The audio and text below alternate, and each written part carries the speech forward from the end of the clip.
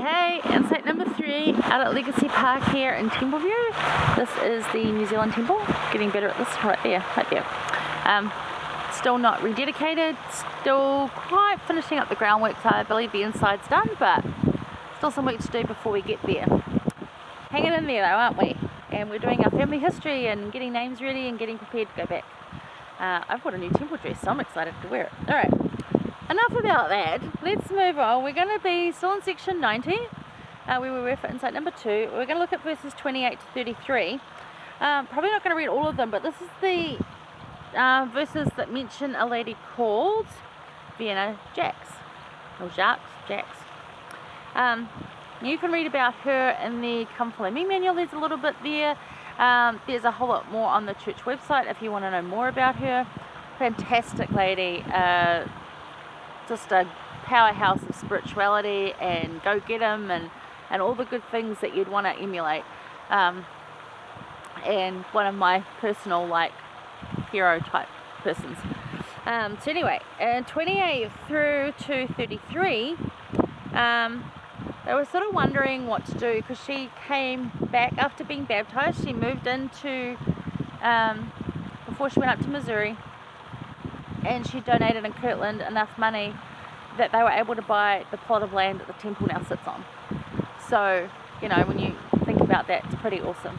That's very cool. There was I don't know, I've got that, I think I've written that somewhere else. Joseph said some amazing things about her that, really the church owes their temple building to Vienna Jacques because she gave that money to be able to buy the land to build the first temple. But 28 to 33 is just saying, look, this is her, calls her by name, calls her a handmaid. Beautiful way to put it. And a lot of people think handmaid is like a servant. No, handmaid is a beautiful thing to be called, especially by the Lord. That's like my personal bestie friend who helps me out. It's kind of a nice way to say it. And that too, that, consecrate her money, which she did, give you inheritance, move up to Missouri, get a plot there and keep working, which she did.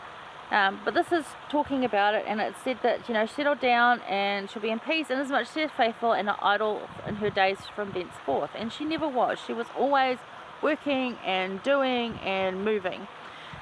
She drove her own, much like one of my other wonderful Mary Fielding Smith heroes. She's awesome. Drove her own wagon and oxen up to Utah, settled up there, passed away at 96, still faithful, having been Relief Society president and helping other people, and just her whole life was spent in serving others and doing good the way she could. Really awesome. But the important thing in here is that he calls her by name. Now, it's one of only 2 women mentioned in the Doctrine and Covenants. One of them's Emma Smith, this is the other one. There's many of them that get mentioned in general, but of women, these are the only 2 named. Now, it's a little bit of a patriarchal society going on, but also you'll find that when you read through saints that Christ came to women or sent messengers to women specifically, rather than giving them a written revelation, which I think is kind of beautiful, to be visited personally rather than receiving a letter. Although letter's lovely, but I'd rather have a visitation, wouldn't you? So, have you ever felt the Lord call you by your name? Because he knows it, so have you ever felt that? Have you ever felt the Lord call you by name, like he does here, like he does with others? Have you ever felt that? When I was called to primary president many years ago, I knew that beforehand. I felt I was going to be called to primary president, and I'm like, I don't know about that. And I just got this very calm, Lorraine, you can do it. I was like, that's my name, that's me. Okay, I can do this. And it helped me. It was just a simple one. And that's an actual calling. There's other times where I've needed to do something and I've been called by my name. I've heard it. It's kind of nice. But I gotta say that it's not always spoken. Sometimes it's an emotion. And what have I written down here?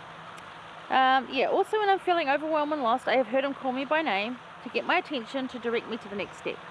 Because I felt that. Because you can get lost in whatever's happening and get wound up in it.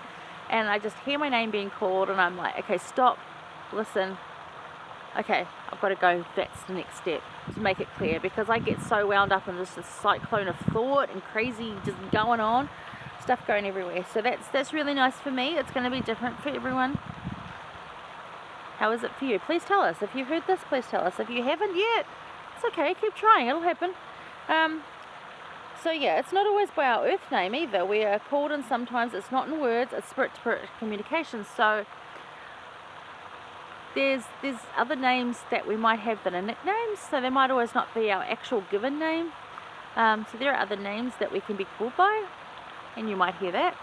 You might just hear sister or child or my dear one. There's a lot of different things. You know, like when you call your children, you call them nicknames, you call them sweetheart and darling and all the, you know, like you don't actually use their name all the time. So there's that as well. And sometimes it's spirit communication. It's not so much spoken words, it's a feeling, it's a vibe. It's it gets you here, and you know it in your gut, and you know it in your mind. So that's true as well. But how comforting is it that we are really known by our names? Individually, we are known by our names. That has been demonstrated time and time again throughout the scriptures and church history. There is no doubt in my mind that our heavenly parents, Jesus Christ, and the other angels in heaven, and the other people in heaven, know us by name. And how many millions, billions of us are there on this planet, and have been, and yet we're all known by name. I don't quite know how that works. That's one heck of a Rolodex, or an address book, whatever you want to look at. I don't know that I could remember all those names, but I don't have to. But He does, and it's beautiful. Our Heavenly Mother does, our Heavenly Father does, and Jesus Christ does. Especially, as they say, because He died for us. And they say that, we have that quote where, you know, we're engraven upon the palms of His hands. He's going to know every single one of us very well. The quote for this one is from Elder Bednar, and it's from his book One by One. And he said, "The Lord knows each of us individually and loves each of us infinitely. He knows us one by one and name by name." And that is absolutely 100% true. And I love that. So keep that in mind. Listen for it, because it will happen. Pray to know it. That'll happen for you. Alright, that's that one. See you soon for the third one. Oh, fourth one. We're up to the fourth one. I'll see you there.